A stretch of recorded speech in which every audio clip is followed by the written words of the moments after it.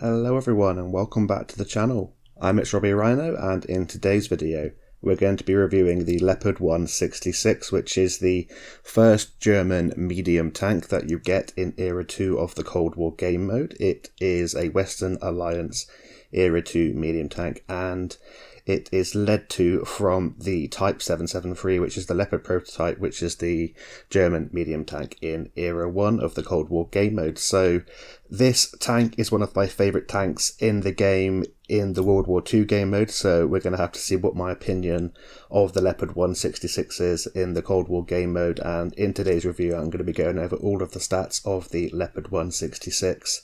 I am then going to compare it to 3 other competitors that are close in caliber of gun, in hit points, and they are all medium tanks and sort of starting medium tanks in the Era 2 tech tree. And then we're going to have a look at my commander and equipment setup, and then I have 3 gameplays for you to show you how the Leopard 1 performs and how I like to get the most out of this tank. So over here on Excel I have created this spreadsheet to compare the Leopard 1 to the Centurion Mark 9, the TR 580 and the Type 79. So all of these are close in terms of gun caliber. 3 of them have 105mm guns, including the Leopard 1, and the TR 580 has a 100mm gun, but they're also close in terms of their hit points, and they're all starting medium tanks for their respective lines in Era 2 of the Cold War game mode. So let's get stuck in with the stats of the Leopard 166 then. So as you can see here, it is highlighted in red, meaning it has the worst stat in this comparison at 2,350 hit points. That's very low for Era 2. It's expected, as it is a starting medium tank. However, with no armour, those hit points don't go a long way, especially when you are getting blasted by ATGMs and HE, which most certainly will penetrate you sort of 80 to 90% of the time, so definitely be careful with that. The best in this comparison is the Centurion Mark 9 and Type 79 with 2,450 hit points. However, it does have the best view range in this comparison at 500 meters, much better than the other 3 in this comparison. The 500 meters can become actually quite useful, even though there is true vision in the game. I found myself outspotting a lot of other medium tanks, pretty much every heavy tank, and even some of the light tanks that don't have good commanders on. So that could become quite a good level, as you can see here on the right, with the updated stats with my commander and equipment set up, and I'll run you through those stats a bit later on. But 555 meters view range is very nice with the setup that I use. And now we're going to get on to the mobility of the Leopard 1, and as a Leopard medium tank you would suspect that it's going to have good mobility, and all of this green here means that it is the best in this comparison, and it's fantastic news for the Leopard 1. It has a 950 horsepower engine with a power to weight ratio of 23.75. You can go 77.3 kilometers an hour forwards, 30.6 kilometers an hour in reverse, which is absolutely fantastic. And your traverses are brilliant as well. Hull traverse is 46 degrees a second, and your turret traverse at 34 degrees a second. One massive thing to mention is that reverse speed. That can become extremely handy on ridgelines when you're trying to avoid all of those shells that are trying to be snapped in, with the fantastic accuracy and gun handling that tanks have in the Cold War game mode, especially in Era 2 of the Cold War game mode. So yeah, that is a fantastic feature, as is the power to weight. As you can see, it definitely dwarfs the other 3 in this comparison. The only thing that comes close, I guess, is the power to weight ratio of the Type 79 and the TR 580, but even they fall behind in terms of the top forward speed. And if you use mobility equipment on the Leopard 1, this tank can be extremely mobile, and it is like a sort of very large light tank across the battlefield. The only thing you have to worry about is your lack of armor and your fairly large size. However, the mobility is a massive tick for the Leopard 1, and that allows you to get around the battlefield and adjust your plays accordingly depending on what is happening in the battle. So now we get on to the gun then, and the Leopard 1 has a 105mm gun, but if you've played this thing in the World War II game mode, it's a little bit different than the 105mm in the World War II game mode. Yeah, much better pen, as you would suspect being an Era 2 Cold War medium tank, and your alpha damage has gone up to 460 on your standard rounds, and 570 with the HESH rounds. So this 105mm gun fires APF SDS as standard, as premium, and it has a third ammunition choice, which is HESH, and they can come in useful when you're firing at lightly armoured targets. The APF SDS round do 460 damage, as I've just alluded to, and the HESH deal 570 alpha damage. The other guns in this comparison, so the Centurion Mark 9 has a 105mm gun, as does the Type 79. They both have 460 alpha damage on their standard, premium, and 570 on their third ammunition choice, which is HESH and HE respectively. And the TR580 is a little bit different. It has a 100mm gun that has 440 alpha damage on its standard and premium APF SDS rounds, and it has 580 alpha damage on its HE round. So the HE is the best in this comparison, but everything else in terms of the alpha damage is worse. And as you can see here, the alpha damage on the Leopard 1 is the joint best in this comparison. The next thing to note is the penetration is fantastic, and everything here is highlighted in green, which means it's best in this comparison. On your standard APF SDS rounds with the Leopard 1, you're looking at 449mm of penetration, which is absolutely fantastic for a starting tank in Era 2. That means that you will not have to fire too many premium rounds at all, and this kind of penetration can go straight through the front of an FE4-11, so get those pesky tanks out of the game. And if you want to fire those premium rounds, it jumps up to 505mm of penetration on those premium APF SDS rounds, and if you want to fire HESH, 250mm of penetration is more than enough to go through many different light tanks in the Cold War game mode in Era 2. You can see here that the penetration absolutely dwarfs the penetration of the other three tanks in this comparison, especially the TR580, and considering this is the kind of lowest tiered starter tank or starter medium tank in this comparison in terms of its hit points, the worst hit points, and it definitely has the worst armour. This is fantastic news, meaning that you can sort of sit back a little bit more and fire, and a lot of your rounds will go through, and it allows you to snap your shots in, and it's fantastic for sniping. And that leads us nicely onto the shell velocity. You can see here that it's highlighted in orange, which means it's sort of somewhere in the middle in this comparison.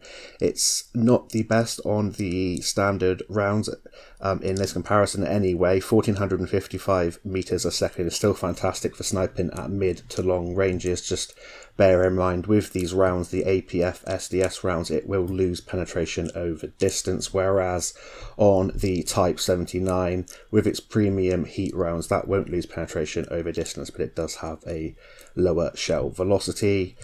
In terms of the best in this comparison on the standard rounds, it is the Centurion Mark 9, but that is only by 35 meters a second. So you can see here that the Leopard 1 is close to being the best in this comparison, and they're all pretty damn good for firing at mid to long ranges and sniping. You don't have to give too much lead at all. And I forgot that the Type 79 does actually have 1500 meters a second, so that is the best in this comparison. But yeah, they're all very similar and absolutely fantastic at sniping, obviously if the gun handling allows, and we'll get onto that in just a little bit. In terms of the premium APF SDS rounds, it does jump up by 23 meters a second shell velocity, so that's very nice with the jump in penetration. Again, that's somewhere in the middle. Not quite as good as the Centurion Mark 9's 1490 meters a second, but it's better than the heat rounds on the Type 79, and it is even 3 meters a second better than the TR580. So yeah, very good indeed. APF SDS rounds are fantastic at sniping, don't have to give too much lead, and the shell velocity is usually fantastic with these rounds. Heat is hard to use in the Cold War game mode due to all of the composite armour that the tanks have to protect against HE and ATGM, so the Type 79 does come at a disadvantage in shell velocity, and those heat rounds are very hard to use, and they don't even have that great penetration. And when you consider that these APF SDS rounds on the Leopard 166 have such fantastic penetration as a premium option, then I think this is the best selection of ammunition in this comparison. And the Hesh rounds, they do sort of cut in half your shell velocity at 737 meters a second, but you're only going to be really using a couple per game when you know that there's a stationary tank that you can penetrate, or you come up behind a tank and surprise them. These definitely aren't for sniping with, but they can come in very sort of clutch and very useful when you want to do extra damage to a tank, maybe if you're in a sort of crisis situation on the battlefield. So fantastic news in terms of the mobility and the ammunition for the Leopard 166. How about the gun handling and DPM then? Well, as you can see here, a lot of green with a little bit of orange means it's fantastic news for the Leopard 1 as a starting Era 2 medium tank. You have the best in this comparison aim time at 1.7 seconds. That's much better than the other tanks in this comparison. In terms of the accuracy, 0.31, it's not quite as good as the Centurion Mark 9's 0.28, but it is better than the TR580 and the Type 79. I always want to call it Type 70 for some reason, but it is the Type 79, so second best in terms of the accuracy, but you can get that down to a phenomenal figure at 0.21 with my commander and equipment setup, which I'll show you in just a little bit. One other thing to know about the Leopard 1 is that it has the best DPM in this comparison, and a fantastic DPM for a 105mm gun at 3,491 damage per minute. That is better than the Centurion Mark 9 and the TR580, and much better than the Type 79. Your base reload is 7.9 seconds for 460 alpha damage, meaning you do rack up the damage very quickly indeed. You carry 60 rounds of ammunition, which isn't quite as much as the Centurion Mark 9, which carries 72, but it's the second best in this comparison. You have 9 degrees of gun depression, not quite as good as the Centurion Mark 9's 10 degrees, but that's very usable on many different ridgelines, and it has the best gun elevation in this comparison, much better than the other tanks. So fantastic mobility, fantastic ammunition, the shell velocity is pretty damn nice, best penetration, very nice aim time, the best in this comparison, and the second best accuracy, which you can get down to a great accuracy statistic, and the DPM is the best in this comparison as well. So it's all looking very good for the Leopard 1. Of course, these stats, you have to bear in mind that the Leopard 1, as the Leopard tanks usually do, it doesn't have much armour at all. The strongest part of the armour is 70mm, which is the upper plate, and angled. You can bounce the occasional round from low penetration, low caliber rounds on some of the light tanks, but more often than not you will get penetrated. Your mantlet is 65mm of armour.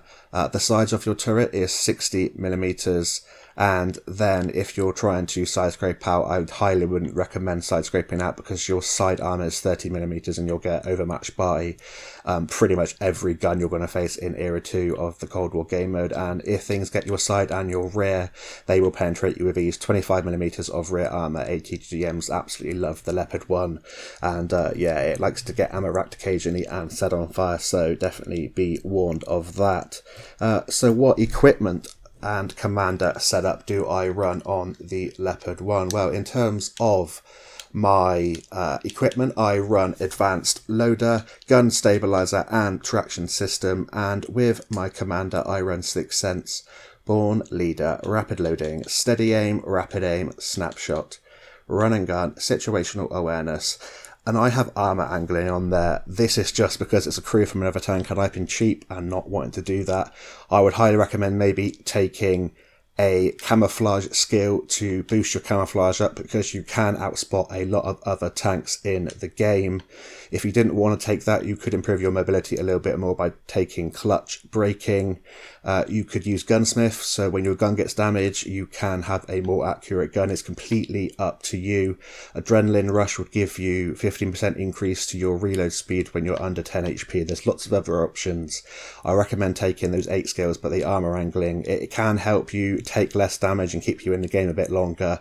But maybe track mechanic, general mechanic, anything else would be pretty good, and safe storage to help your ammo rack because you have no armor at all.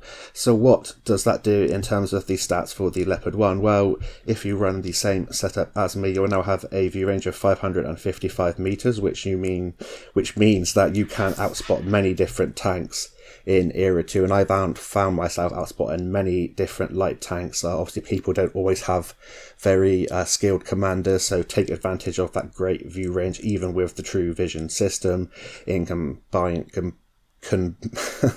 combination, that's the word I'm looking for, in combination with the camouflage, which you can boost up with the skills if you want to.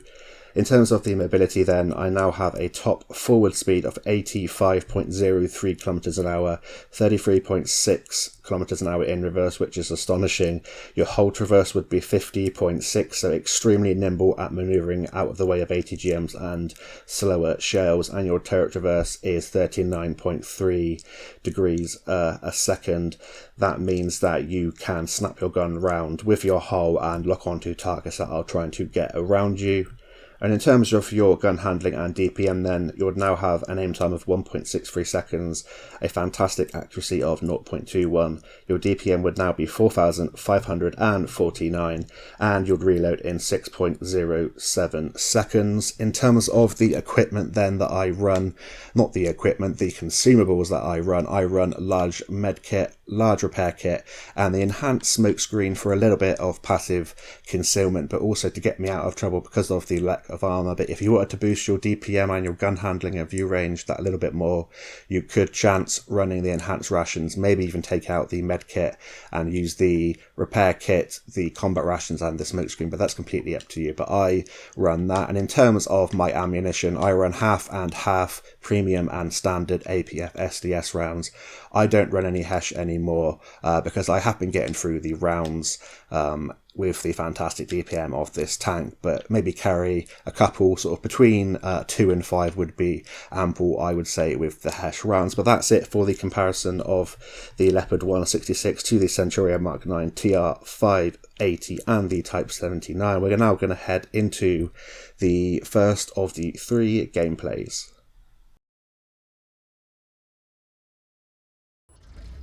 So then we're now into the first gameplay here on Dezful in the Leopard 1, and we're going to head into a nice sniping position along the 1-2 line to start off with, see if we can get any shots towards the north, the tanks that like to come across the bridge, and we're going to try and use the hard concealment there in the location down the 1-2 line to try and come out, take a shot, snap one in with the fantastic gun handling, pull back and hopefully try and avoid people looking at our shell tracers and trying to see our pretty large profile medium tank with the True Vision system. So this first gameplay, I wanted to include it because it shows what can happen if you snipe but you're not aggressive in the right moments and you leave it too long to be more aggressive and use your hit points. And this is a perfectly reasonable way to play the Leopard 1 and probably the way that 80% of people would play it. However, there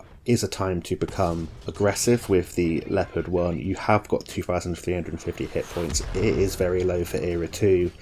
However, if you don't spend them, sometimes it means that you lose the game and you can put your team at a disadvantage. And I don't want to just cherry pick the absolute best games all the time. I sometimes want to include games that are still good damage number games and games that are a little bit disappointing to lose, spoiler alert. However, I want to show what can happen if you don't make the right players at the right time. So here on Dezful, we're in E1 and we're sniping our way down the north of the map, towards the north of the map I should say, towards that bridge when everyone likes to come out. There is a WZ1 22 with its 4-shot ATGM autoloader, and I definitely don't want to be hit by one of them because that will penetrate me very easily indeed. So I found this nice position here with a ridgeline I can use 9 degrees of gun depression on, and I'm just trying to support my friendlies, I should say. I definitely don't want to support the the enemies, but I'm supporting my friendlies when tanks are getting spotted, trying to put my gun to work as soon as I am reloaded because I have got a very nice DPM. You can see here that I'm a little bit rusty with sniping at sort of mid to long ranges at the moment. I haven't played a lot over the last sort of 3 weeks to a month, so I'm still getting back into the swing of things. However, you can see once you do let this gun fully aim in and you let it fully aim in, you lead properly, it will go where you want it to 95% of the time. I think it's a fantastic gun, and to have this as a gun on a tank which is a starting tank in Era 2, it's absolutely phenomenal. This is the perfect tank to teach you how to play a sniping role for your team support tank, and also it can also teach you how to manage your hit points and not play too passively and try and find the right balance in between when to go forward and when not. And I'll let you decide if you think I should have played this completely differently on this map. You can let me know in the comments, but I'll let you know what I think I should have done towards the end of this replay. But you can see it's still relatively close in this game here on Dezful. We're behind by 2 tanks. We've already picked up 4k direct damage, 1.3k assistance, and we still have all of our hit points intact. And you can see I'm getting a little bit twitchy here with I'm going backwards and forwards just trying to find a shot, and I haven't fired for a while, and when I haven't fired for a while I feel like I'm not making the impact that I need to.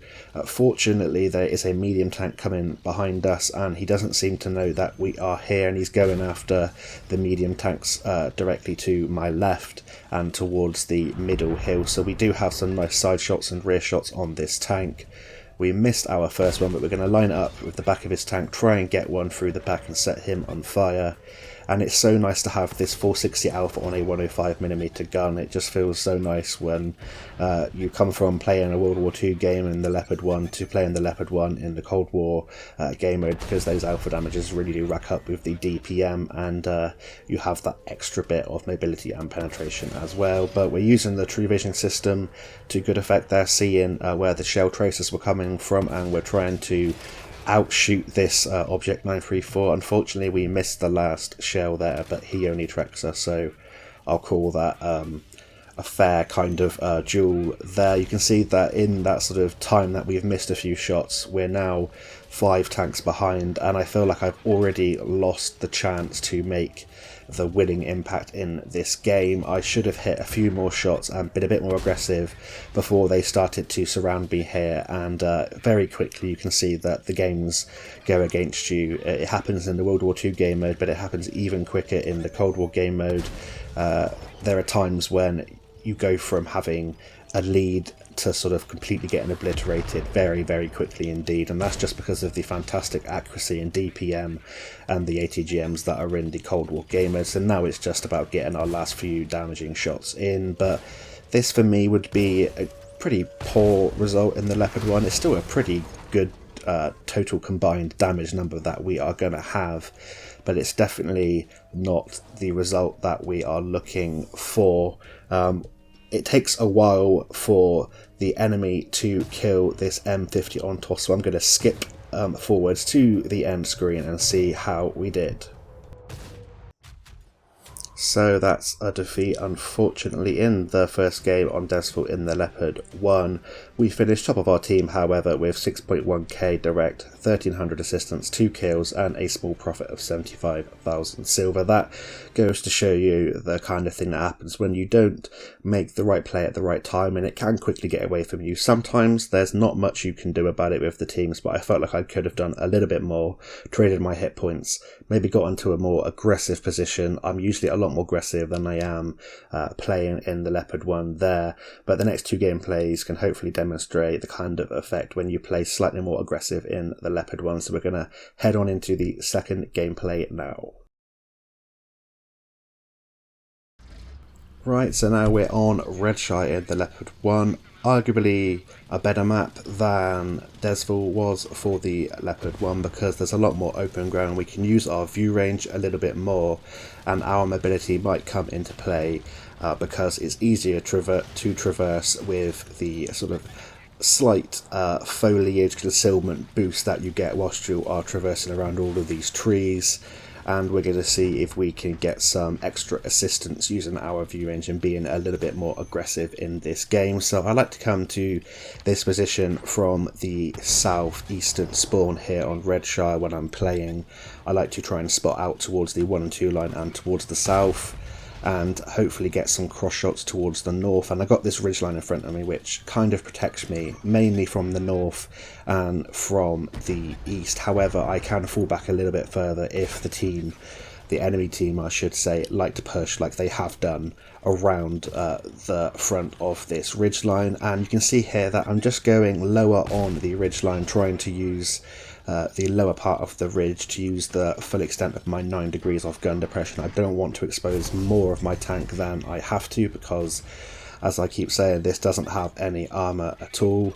I do pop my smoke there and I'm going to try and get out of the way. That WZ-122 has ATGMs, very dangerous indeed, but they are very slow with their shell velocity, and you saw the excellent mobility there with the grunt in the engine and the traverse speed to dodge that ATGM, but we're a bit lucky there. But now we're going to try and go down the centre of the map, go to the north, because it looks like they have gone in an anti-clockwise position around the south of the map, and we're going to see if we can help our team clear this part of the map out.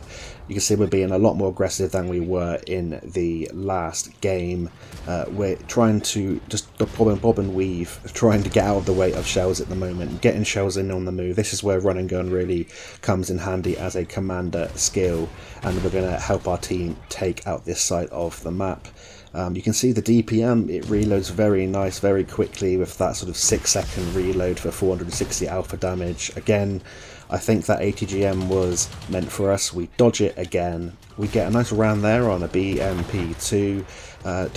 Don't forget that although you don't have any armour and you don't weigh a lot, you still weigh a lot more than quite a lot of the light tanks in Era 2 of the Cold War game mode, so you can use your weight and your hit points to your advantage there, and that does help you track your enemy light tanks and get that extra bit of assistance.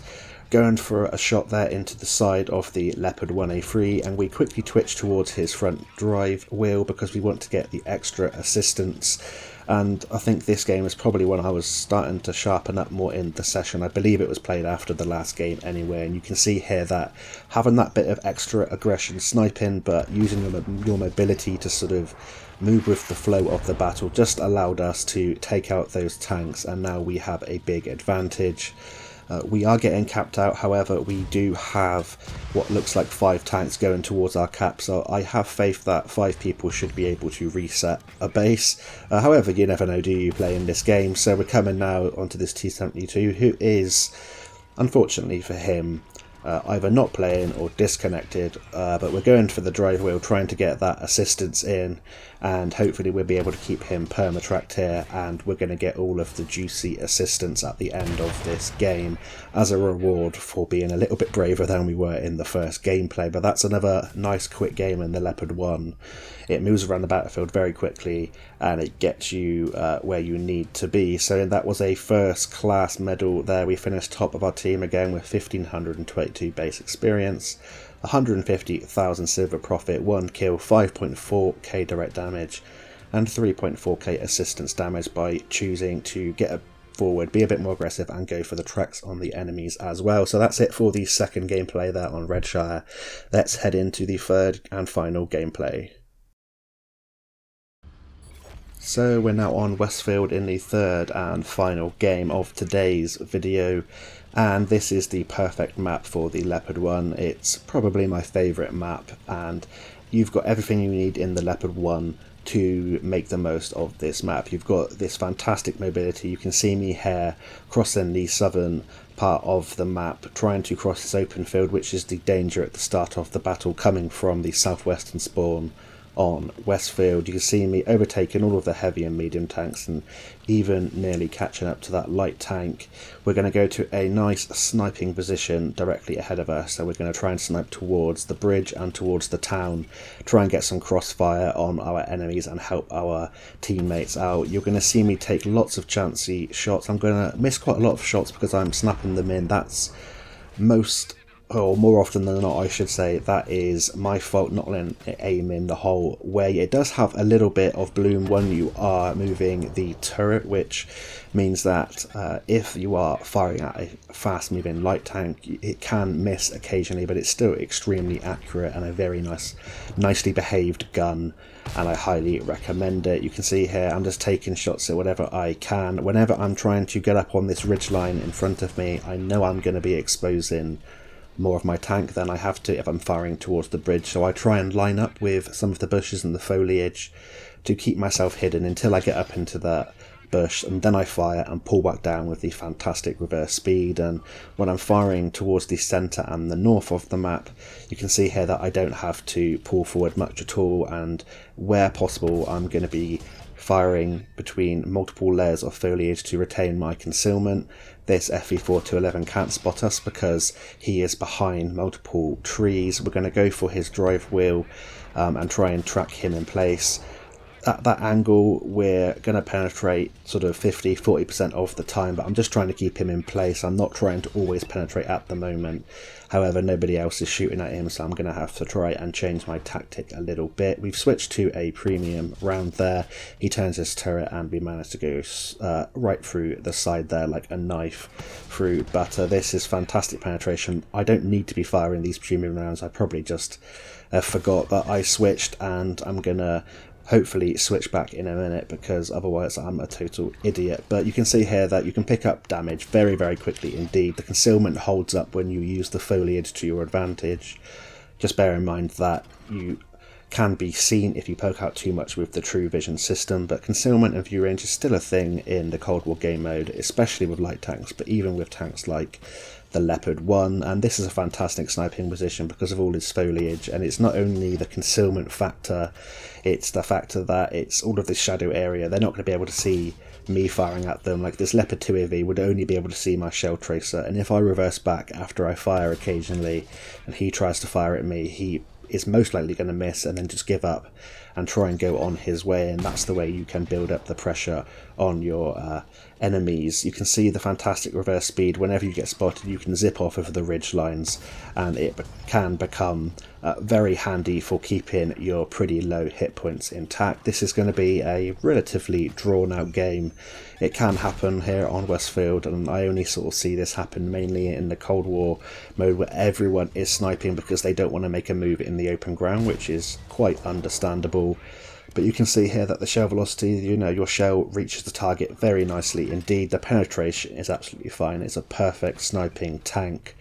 At the moment, I don't need to be any more aggressive than I am because I have shots constantly. If I wasn't getting shots for a couple of minutes, then I'd think about moving maybe into the centre, going up, or trying to spot towards the bridge area in E and F, sort of 9 and 0.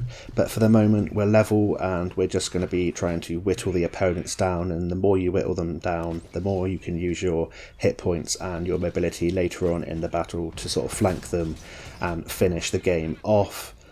That's a demonstration there of the Leopard 1A1. There was slightly sloped back, but also we're going to be losing penetration over distance, and we're still we switched back to the standard rounds, I should say. So that means that it's not going to have too much penetration by the time it reaches the other side of the map. However, it should be enough for the mid-ranges hit into the town.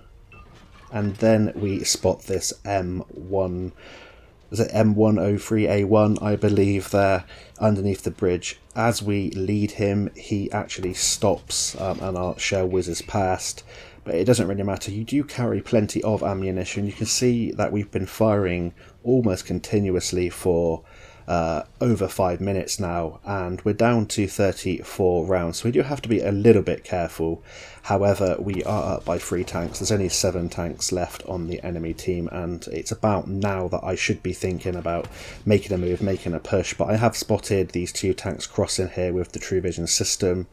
We're going to see if we can predict where this tank's going underneath the bridge and get a shot into him. It was the Leopard 1A1, and we managed to get a shot into him, taking him down to a 1 shot. That M1 03A2 there is crossing, but he's always behind hard cover whenever I fire at him, and I don't give enough lead for the actual shell that I fire. And that was the sort of kick I needed just to go forward, use my hit points to finish this battle off and see if we can pick up another win in the Leopard 1. But you can see the sniping potential there.